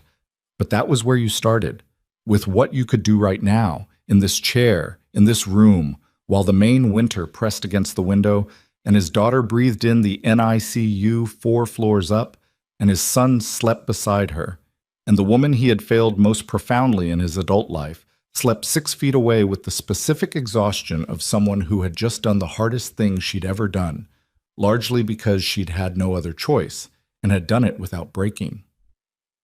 The light changed as morning came, gray to white to the thin gold of a January sun that didn't have enough heat in it to matter but was present anyway, doing what it could with what it had. Damien watched it move across the floor. He thought, I am going to be different, not a promise, not a declaration, just a fact, the same way certain facts landed, quietly, without drama, with the weight of something that had already decided to be true before you got around to saying it. He sat in the chair. He waited for her to wake up. Elena woke at 7:43. He knew the exact time because he'd been watching the clock on the wall with the specific attention of a man who has run out of anything else to do with his hands, and when she stirred, he looked away from the clock and toward her and waited. She didn't open her eyes immediately. She surfaced the way people surface from deep exhaustion, slowly, in stages, the body checking its inventory before it committed to consciousness. Her hand moved first, finding the blanket edge. Then her face changed, the muscles reorganizing from sleep into wakefulness. And somewhere in that reorganization, she remembered everything. He could see the moment it landed, the slight tension that moved through her. She opened her eyes. He was there. He watched her register that, watched her decide what to do with it. The babies, she said. 4 floors up. I checked at 6. They were both stable, both feeding. The night nurse said Clara's numbers improved overnight. She exhaled. Long, slow, the specific exhale of someone releasing something they'd been holding even in sleep. You should have woken me. You needed to sleep. Damien. You needed to sleep, he said again, not arguing, just stating. I was awake. I would have gotten you if anything changed. She looked at him in the way she had of looking at things she hadn't decided about yet. Not hostile, not warm, just direct, her eyes doing the inventory the way her hands had done under the blanket, taking stock. You look terrible, she said. I know. When did you last sleep? I'll sleep later. That's not an answer. Day before yesterday. He said it without inflection. I'm fine. She looked at him for another moment, then she pushed herself upright and he moved to help and she let him, which was different from the first weeks in the main house when she'd managed every physical thing herself with a pointed deliberateness that communicated exactly what it was meant to communicate. She let him adjust the pillows. She let him pour water from the pitcher on the nightstand and hand it to her. She drank. She set the cup down. I want to see them, she said. I'll get the nurse. The NICU had the quality of all NICUs, hushed, warm, calibrated to the specific fragility of what was kept inside it. The nurse who walked them in had the manner of someone accustomed to parents who arrived having slept badly and feeling the particular helplessness of people who are used to being able to fix things. James was in the incubator nearest the door, his face turned sideways with an expression of profound grievance at the general situation. He was 4 days old and already appeared to have opinions. Clara was beside him, smaller, her eyes closed, her chest moving with a steadiness that Damien watched for several seconds before he let himself look at anything else. Elena stood between the 2 incubators. She put her hand through the access port and touched James's cheek with 2 fingers, very gently, and James's expression shifted slightly, not quite settling, more like acknowledging. Then she moved to Clara and did the same thing, and Clara turned her head a centimeter toward the touch, the instinctive animal gravity of a newborn finding a warm thing. Elena said nothing for a long time. Damien stood back. This was not his moment to insert himself. He understood that. He watched Elena meet her children in the specific way of a mother who has been carrying them alone for 7 months, and is now standing on the other side of that, looking at the tangible result of every hard decision she'd made. Every morning she'd woken up alone in the White House and made the list and done the next thing. He understood what he was looking at. He understood it in a way he hadn't understood anything in a long time. He was looking at what strength actually looked like, Not the kind he'd spent 15 years building. Not the strength of leverage and intelligence and controlled ruthlessness. The kind that didn't have a name you could put on a building or a contract. The kind that got up in the morning and planted flowers on a porch even when it wasn't sure how long it was staying. He pressed the back of his hand against his mouth and looked at the wall. Her mother arrived on the second day. Patricia Ashford drove up from Connecticut in a car packed with things Elena hadn't asked for and needed desperately. Proper food, the kind made in someone's kitchen rather than a hospital cafeteria, 3 pairs of warm socks, a blanket Elena had had since college that Patricia had kept in the Connecticut house for reasons she'd never articulated. She came through the hospital room door with the specific forward momentum of a woman who has been waiting for permission to arrive for 2 months and has finally received it, and she stopped when she saw Damien. The stop lasted approximately 1 second. Then she looked at Elena, who was sitting up in the bed, and said, "You look thin." "I'm fine, Mom. I brought soup." Patricia set the bag down and looked at Damien again. Not hostile, assessing. The particular assessment of a woman who loves someone and is evaluating the things standing near them. "Mr. Draven." "Mrs. Ashford." "Patricia." She said it as a correction, not a warmth. "I assume you're the reason my daughter spent 2 months not returning my calls." "Indirectly," Damien said. "Yes." Patricia looked at him for another moment. Then she looked at Elena. Something passed between them that he wasn't meant to read and didn't try to. "I want to see my grandchildren," Patricia said. "4th floor," Elena said. "I'll come with you." They went up together and left him in the room, and he sat in the chair and looked at the soup Patricia had set on the bedside table, which was still in a container from a deli in Greenwich that Elena had been going to since she was 12 years old. And he thought about Elena at 12 in a deli in Greenwich, and about every year between then and now, and about how thoroughly he had failed to be worthy of what she'd given him. He ate the soup because she'd left it there, and it seemed wrong to waste it. When they came back, Patricia sat in the second chair, and Elena got back into the bed, and they talked about the babies with the specific, exhausted joy of women processing something enormous, and Damien sat in the corner and listened, and did not participate unless directly addressed, which he thought was correct. At one point, Patricia said to Elena, but with full awareness of the room, "Is he staying?" Elena said, "He's staying for now." Patricia said, "For now." Elena said, "Mom." Patricia said, "I'm just repeating what you said," and picked up her coffee with an expression of complete innocence that told him exactly where Elena had gotten her particular brand of directness. What? Vanessa Cole was dealt with on a Tuesday. Not by Damien directly. That had been deliberate. He had the documentation, Marcus had the documentation, the organizational board had already acted. What remained was the civil matter, and he had instructed his attorneys to pursue it with the same thoroughness they applied to everything while he was in Maine with Elena and the babies. He learned what happened through a phone call from his lead attorney on a Tuesday afternoon, standing in the parking lot of the hospital while Elena napped. "She took the settlement," the attorney said. "Full asset forfeiture on the 3 accounts we identified, signed NDAs, departure from the city. She'll relocate to her family's property in Portugal under the terms." Reyes. "Federal matter now. The financial fraud documentation was passed to the appropriate authority through the board's external counsel. We have no further involvement." Castellano? "The alliance proposal has been formally withdrawn. His daughter sent a personal note for what it's worth." Damien said, "It's worth nothing." "That's what I assumed." He stood in the parking lot in the cold and thought about Vanessa in Portugal. He thought about 11 years. He thought about the kitchen in the penthouse, the staging of it, the patience it required to stand in a man's home and orchestrate the thing that would most efficiently destroy what he loved. He didn't feel what he'd expected to feel. Not satisfaction, not the specific cold completion of a handled problem, just something flat and tired, like looking at the site of a demolished building. The building was gone. That was the fact of it. Everything that had stood there was gone. "Transfer the Portugal settlement costs to the organizational account," he said. "I don't want it on my personal books." "Done." That's all. He stood in the parking lot until he was too cold to stand there anymore. Then he went back inside. The babies came home 12 days after they were born. Home was the White House in Maine because Elena hadn't been asked to go anywhere else, and Damien hadn't suggested it. He'd driven back to the house twice during the hospital stay to prepare it.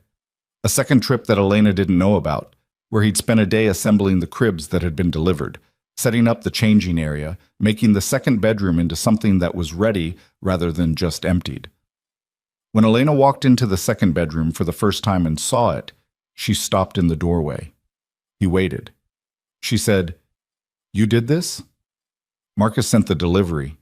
I assembled." "When?" "Week before they were born, and again 3 days ago." She looked at the cribs.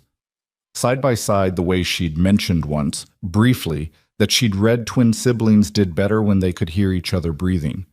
He'd remembered that. He'd positioned them accordingly. She stood in the doorway for a moment longer. Then she walked in and ran her hand along the rail of Clara's crib and said nothing, and he understood that the nothing was not absence. It was the sound of someone who has been given something they needed and doesn't yet have the language for what to do with that. "Thank you," she said finally. "You don't have to—" "Damien," she turned. "Let me say it." "Okay. Thank you." "You're welcome." Patricia stayed for the first week. She slept in the living room, which meant Damien's couch was occupied, and he slept in his car one night, and then Elena told him, without looking at him, that there was a cot in the garage closet from the previous tenants, and he could put it in the hallway, and he did. The hallway cot was 4 feet from the baby's room, and he was aware of every sound that came through the door, which meant he was functionally awake most of the night anyway. He changed James at 3 a.m. on the second night because Elena had done the 1 a.m. and Patricia had done the 2 a.m., and when the 3 a.m. cries started, he was already in the hallway, and he went in before anyone else could. He'd never changed a diaper. He stood in the dim room with James making his displeasure audible and thought, there must be logic to this. All physical problems have logic, and worked it out with the same methodical approach he applied to everything, and by the end it was done. And James, wrapped back up and slightly suspicious, regarded him from the changing table with an expression of cautious reassessment. "We're both figuring it out," Damien told him. James made a sound. "I'll take that as agreement." He picked him up and walked him in the small space of the room until the crying wound down, and then put him back in the crib, and stood there until the breathing steadied, and then stood there a little longer just because. Patricia appeared in the doorway at some point. He didn't know how long she'd been there. She said nothing. She looked at him for a moment and then went back down the hall, and he heard her settle back into the living room. In the morning, she made breakfast for everyone, and she set a plate in front of Damien without comment, and when Elena wasn't looking, she met his eyes briefly and nodded. One small, precise nod, the kind that meant something specific and private and that he received and kept. Patricia left on a Friday. She hugged Elena for a long time in the doorway, and she hugged the babies one at a time, and she looked at Damien and said, "Don't make me regret not having an opinion about you." "I'll try," he said. "Try harder than that," she said, and got in her car and drove south. He and Elena stood on the porch and watched the car until it turned at the end of the road. The cold was significant today, the kind that came off the water and had intention to it. Clara was inside asleep. James was in the carrier against Damien's chest because James had decided, around day 5, that horizontal surfaces were for other people, and that upright and moving was the correct state of being, a preference that Damien had come to understand was not negotiable. They stood on the porch for a moment after Patricia's car disappeared. Elena said, "She likes you." She said not to make her regret not having an opinion. "For my mother, that's basically a declaration of affection." He looked at the road. "Good to know." She pulled her coat closer. "I need to talk to you about something." His chest did the thing. "Okay." She looked at the tree line. "Margaret called about the divorce proceedings. The 90-day period has been extended twice already because of everything. She needs a direction." The word direction sat between them with its full weight. "What direction do you want to give her?" he said. "I don't know yet." She said it plainly, not as deflection. "I know what I don't want. I don't want to make a decision because I'm grateful or because the babies were born and it feels like things have shifted. Gratitude isn't the same as trust." "No," he agreed, "and trust takes time," he said. "I know." She turned to look at him. "I'm not asking you to leave. I know that too. But I'm not, Elena, He said her name carefully, the way you said something fragile. I understand exactly where we are. I'm not waiting for a decision. I'm just here. That's all. She studied him. You're the most patient I've ever seen you. I have more to lose now than I've ever had. He looked down at James, who was asleep against his chest with the absolute confidence of someone who had decided this was a reliable, warm thing. I'm aware of that. She was quiet for a moment. Call Margaret, she said. Tell her we need another 60 days. I'll tell her. And Damien? She stopped. She looked at the tree line again, then back at him. Don't sleep on the cot anymore. It's absurd.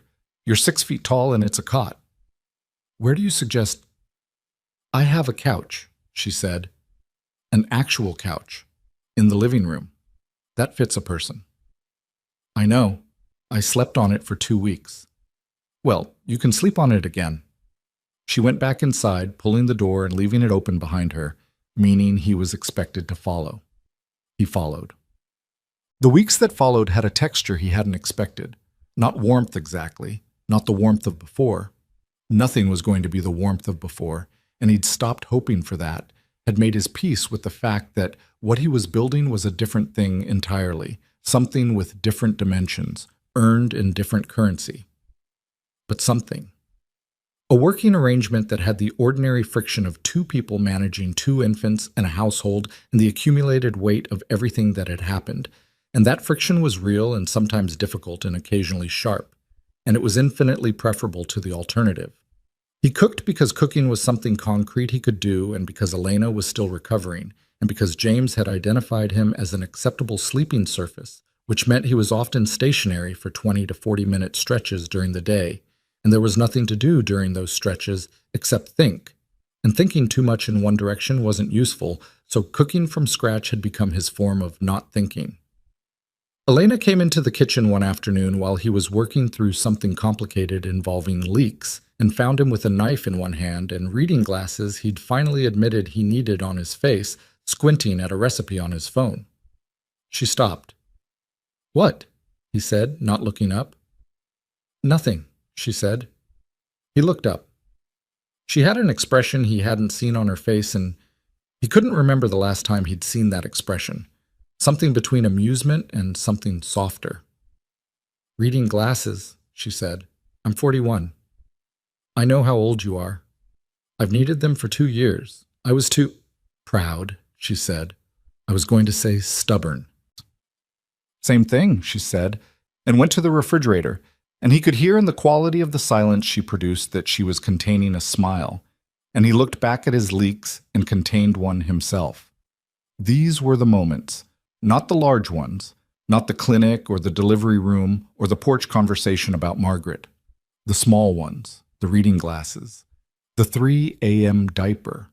The morning she'd come into the kitchen to find he'd remembered she took her coffee with 1 sugar and no milk, and that her preferred mug was the blue one with a chip on the handle, not the new one Patricia had brought. He'd remembered, and she'd picked up the mug and just held it for a moment before she said anything else. These were the moments that actually built things. He understood that now in a way he couldn't have articulated a year ago. Grand gestures were easy. Consistency was the hard thing. The daily choosing to be present, to pay attention, to remember the chip on the handle. That was the work.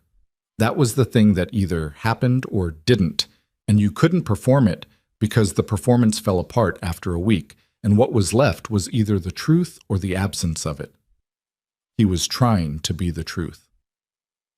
The conversation about New York happened on a night in March, 5 weeks after the twins came home, when both babies were asleep and the house had that rare quality of actual quiet, and Elena had made tea and they were sitting at the kitchen table in the way they'd been doing more often.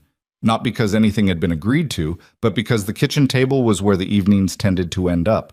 She said, Reyes's federal case is moving faster than they expected. I saw it in the news. Yes. The Castellano situation. Resolved. His shipping interests have been formally separated from any organizational connection. Clean cut. She held her mug. And the organization itself. He'd been waiting for this question, not with dread, with the specific patience of a person who knows a conversation is coming and has thought about how to have it honestly. I've been restructuring, he said, separating the legitimate holdings, real estate, the development subsidiaries, the hospitality portfolio, into a standalone entity. Clean books, external board, no overlap with anything that can't survive daylight. And the parts that can't survive daylight. I'm stepping back. He said it without drama. Not overnight. It doesn't work overnight without creating a vacuum that's more dangerous than a managed exit. But there's a timeline. Marcus is managing the transition. 18 months. She looked at him. 18 months. Possibly less. Why 18 months? Because doing it in 6 months would leave gaps that someone else would fill badly. Because the people who've worked for me for a long time deserve an exit that doesn't destroy them. Because... He stopped. Because I want James and Clara to be able to Google their father's name in 20 years without finding something I can't explain to them. Elena was quiet for a long moment. That's the first time, she said. First time what? That you've mentioned them in the context of the future. Your future with them. Not just what's happening now. He looked at the table. I think about it all the time, he said. I just didn't know if I had the right to say it to you yet. She turned her mug in her hands, clockwise, then back. He'd watched her do that 100 times in 8 years. It was her thinking gesture, the physical expression of something being considered. I bought a house, he said. She looked up. 3 streets over, about a 10-minute walk. He held her gaze. Not here. Not this house. I'm not assuming anything about this house or what it means that I'm in it. But I needed somewhere that was mine, somewhere the kids could have a room that was theirs, somewhere that... He stopped again. Somewhere that said I was staying, regardless. Regardless, she repeated, of what you decide, about Margaret, about the divorce, about any of it. He looked at her steadily. I'm staying in this town. I'm going to be 3 streets over, and I'm going to show up every day, and I'm going to be their father, and I'm going to be whatever you'll let me be to you, but I'm not leaving the zip code. She looked at him for a long time, the kind of looking that took inventory, the kind he'd learned not to try to manage or interpret while it was happening. When did you buy it? She said. 6 weeks ago? When you were still sleeping on the cot. When I was still sleeping on the cot. You bought a house in a town you'd been in for 3 weeks. I've made faster decisions with worse information, he said. She looked at the table. She looked at her tea. She looked back at him. Show me, she said. Now? Tomorrow, when the babies are down for morning nap. She stood up. Show me the house. The house was white clapboard, older than Elena's rental, with a porch that wrapped around 2 sides and windows that needed repainting, and a kitchen that had been redone sometime in the 90s with the cheerful optimism of that decade's design sensibilities, meaning it was not optimal, but it had good bones and good light. Elena walked through it without saying much. She touched door frames. She stood in the kitchen and looked at the window above the sink for a while. She went upstairs and stood in the room he'd designated as the twins' room, which had southern exposure and a built-in window seat that would be exactly the right size for 2 children sitting with books when they were 7 or 8 years old, and she looked at the window seat for a moment and then looked at him. You saw the window seat, she said. That's why I bought it. She looked at it again. She sat down on it, testing. It was solid. The kitchen, she said. I know. I know what the kitchen is. I was going to redo it. With what vision, exactly? I was going to ask an architect. The pause that followed had a different quality than their pauses usually had. He'd gotten good at reading the texture of Elena's silences. I still have my license, she said casually, not looking at him. I know. I haven't worked in 7 months. I know that too. Starting with a kitchen is usually how people ease back in. She stood up from the window seat. She walked back to the doorway and stopped. I'm not promising anything. I'm not asking you to. She looked at him, directly, the way she always had, the way that had unnerved him when they first met, and that he understood now was the thing he'd loved most about her from the very beginning, the refusal to look away from things, even things that were inconvenient or painful or not yet decided. Okay, she said. Okay. She went back downstairs. He followed. She stood on the porch and looked at the street, at the houses with their winter yards and the bare trees and the specific quality of late winter Maine light that was not yet spring but was considering it. "Call Margaret," she said. "Tell her we're putting it on hold." He was very still. "Not 60 days." "No." She kept looking at the street. "On hold. Indefinitely. I'm not deciding anything from here." "Okay," he said. "I'm not—" She stopped. "I don't know what I'm saying yes to. I know what I'm saying no to, which is making a final decision in either direction while I'm still—" She stopped again. "While everything is still happening." "That's enough," he said. "That's more than enough." She looked at him then, finally. "Don't make it more than it is." "I'm not. You have a particular face right now. I'm just standing here. You're doing the face." He looked at the street. "I'll work on the face." She almost laughed. It was a small, tired, real sound, the kind that wasn't trying to be anything other than what it was. He felt it like a change in air pressure. "Come on," she said. "The babies will be up soon." They walked back to her house, the 3 streets, and the late winter air was cold enough that their breath made small clouds. And they walked without touching, but without the careful distance of the first weeks either. Just the natural proximity of 2 people walking the same direction with their hands in their own pockets, and no particular need to announce anything about it. Mutz. Spring came in stages the way it always did on the Maine coast, grudgingly, incompletely. The warmth arriving for a day and then retreating for a week until finally in late April it committed, and the trees at the back of Elena's yard began showing green, and she brought the porch planters out from the garage and planted them with something that would actually get color, real color, petunias, and something trailing that she told him the name of, and he forgot immediately, and she rolled her eyes. He was there most days. Not all day. He had the house 3 streets over, and he had calls and his restructuring work and the ordinary infrastructure of a life being rebuilt with different priorities. But most days, at some point, he was at the kitchen table or in the yard or on the floor with James and Clara while they conducted their ongoing investigation of the world from a horizontal position. James had started rolling. This was apparently significant, and he'd been told about it by Elena and Patricia in their respective phone calls. And by the moment he arrived to see it for himself, James had already decided rolling was old news and was apparently working on something more ambitious involving pulling himself toward objects. "He's going to walk before he crawls," Elena said, watching him from the couch. "Is that normal?" "Clara's going to crawl first. Watch her." He watched Clara, who was on her stomach regarding the world with an expression of serious concentration, her legs doing something methodical and experimental that looked very much like the early stages of a plan. "You're right," he said. "I know." She turned a page of the architectural journal she'd started reading again. "I'm right about the children. It's you I'm still working out." He looked at her. She was looking at the journal. "Fair," he said. She turned another page. She had a pencil behind her ear, the old habit from work, and she hadn't appeared to notice it was there. He noticed. He didn't say anything.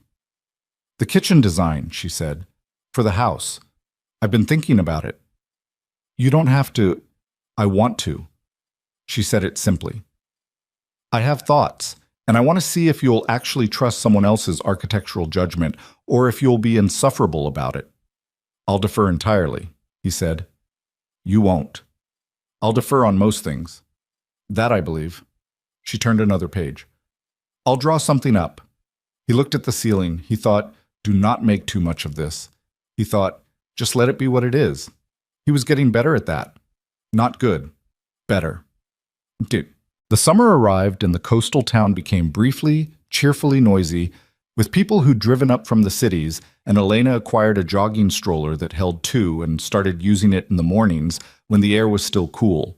And Damien, who had never been a runner, found himself running beside her by the 3rd week of June without anyone having proposed this arrangement. They ran to the point at the edge of town and back, 4 miles, 3 mornings a week. They didn't talk much when they ran. That was the thing about running. It organized itself around breathing rather than conversation. And he'd come to appreciate that, the way a sustained physical thing could be shared without requiring language. One morning in July, she stopped at the point, the way she sometimes did, to look at the water. The ocean was flat and silver that morning, the way it got before the day's wind started, and the town behind them was still quiet. She said, "Do you miss it?" "What specifically?" "The empire," she said. What you built. The weight of it." He thought about it honestly. "No." He thought some more. "I miss being certain. I knew exactly what I was doing for a very long time. Every decision sat inside a framework I understood completely. I missed the certainty. But not the thing itself. The thing itself cost me you." He said it without performance. "Hard to miss a thing that did that." She looked at the water for a moment. "I missed you," she said. "In Maine. Those first months." She said it to the water, not to him. "I was furious, and I was right to leave, and I would leave again if I went back to that night. And I missed you." Both things were true. "Elena, I'm not saying it as an opening." She turned to look at him. "I'm saying it because it's true, and I spent 7 months not saying true things out loud, and I'm done doing that." He held her gaze. "Okay. I also missed Vanessa," she said, "which is its own thing to figure out. Yes, she was my best friend for 22 years. I know. So there's that." She looked back at the water. "I can be angry at her and also grieve her. Those can both be true." "They can." She nodded, to herself more than to him. She turned and started running back toward the town, and he fell into step beside her. He thought about Vanessa in Portugal. He thought about Reyes in a federal holding facility awaiting trial. He thought about Margaret Hale's file with its indefinite hold status and the ring that he'd moved from his coat pocket to the nightstand at his house, not because he had plans for it, but because it belonged somewhere it could be seen. He thought about 12 months ago, when he'd come home to an empty apartment and a weight in the air that he hadn't understood until much later. He ran. Clara took her first steps in October. She'd been working up to it for 2 weeks in the way she worked up to things. Methodically, seriously, with the focused determination that had been hers since the delivery room, since Dr. Pierce had said she's not transverse anymore with that particular quality in her voice. Clara did things when she decided to do them and not before, and when she decided she was ready, she pulled herself up on the edge of the coffee table and took 3 steps toward Elena, who was sitting on the floor 2 feet away with her hands held out. 3 steps. She landed against Elena's chest, and Elena caught her and held her, and Clara made a sound of pure satisfaction. James, watching from the playmat with his characteristic expression of acute interest in what other people were doing, immediately pulled himself to standing on the coffee table leg and looked at his sister with an expression that said, "Wait for me." Damien was sitting on the floor with his back against the couch. He didn't move. He sat there and watched Elena hold Clara, and he watched James work himself up to his own attempt. And he thought about the list Elena had made on the night she left, in a hotel room in November with her coat still on, the list that ended with the word Maine and a question mark. He thought about how far from that question mark they were now. Not at an answer. He didn't think in those terms anymore, didn't think in terms of conclusions or final states, because he'd learned that the things worth having didn't arrive at conclusions. They just kept going, kept being built, kept requiring the daily act of choosing them. Elena looked up. She found him across the room. She had Clara in her arms and something on her face that wasn't quite a smile yet, but was moving in that direction. And he thought about the first time she'd looked at him like that, 8 years ago in his office, making an argument about structural load-bearing, pretending not to be impressed, and about every version of that look between then and now, all the different things it had meant in different rooms in different years. This version was the one he'd earned least of and valued most. He thought, this is the empire. Not the buildings, not the assets now being transferred into clean-handed subsidiaries, not the Draven name on corporate filings. This room, this woman. These 2 small people who had arrived 6 weeks early into a complicated world and were figuring it out with the same determined pragmatism as their mother. Clara reached toward him from Elena's arms. Small hand, opening and closing. The specific reach of a 10-month-old who has identified something she wants to move toward. He held out his hand. She grabbed his finger. He looked at Elena. Elena looked at him. Neither of them said anything because there was nothing that needed to be said right now, and they had both spent enough of their lives filling silences that were better left alone. Some things earned their silence. Some rooms were exactly right at exactly the right temperature, and you didn't open a window in them, you just sat in them and let them be what they were. Outside, the October coast wind moved through the trees at the edge of the yard. The same wind that had been there the night Elena arrived in Maine alone in November. The same trees, the same sound she'd heard through the window of her rented house and thought was someone whispering in a language just beyond understanding. She understood it now, or she was closer to understanding it. That was the thing about languages. You didn't arrive at fluency in a moment. You built it word by word, day by day, through the sustained effort of showing up and paying attention and being willing to be wrong and trying again. She was still trying. He was still trying. James, having committed to the attempt, let go of the coffee table leg and took 2 lurching steps and sat down hard on the rug and looked at the ceiling with the expression of a man who has just discovered that the ceiling is exactly where he left it, which was both irritating and reassuring. 2 steps, Damien said. 3 for Clara, Elena said. He'll catch up. He always does. She kissed the top of Clara's head. She looked at Damien. Stay for dinner, she said. It was not a question. It was not yet an opening, and she wasn't calling it one.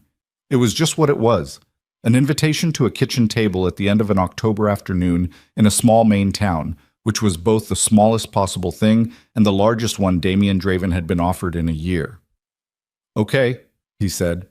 He picked James up off the rug.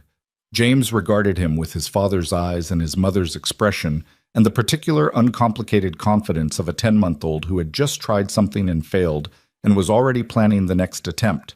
Damien carried him to the kitchen. Elena followed with Clara. The door was open. Outside, the late afternoon light was doing what October light did on the Maine coast, going golden and long-shadowed, the kind of light that made ordinary things look like they'd been chosen specifically, like someone had arranged them.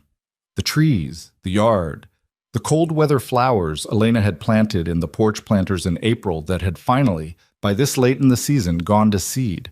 She'd plant something else in spring. She always did. She was that kind of person, the kind who planted something, who put the roots in and waited, who came back to tend it, even when she wasn't sure what it would become. Damien understood now that he'd spent 15 years building the wrong thing. He was starting to understand what the right thing looked like. It looked like this. It looked like a kitchen table and a child on each hip and a woman moving to the stove with the quiet focused purpose of someone who has survived the worst year of her life and is now making dinner. It was not perfect. It was not whole yet. It was the beginning of something, and it had earned every small step it had taken to get here, and it would require every small step still ahead, and he was going to take them. All of them, one at a time, starting with dinner.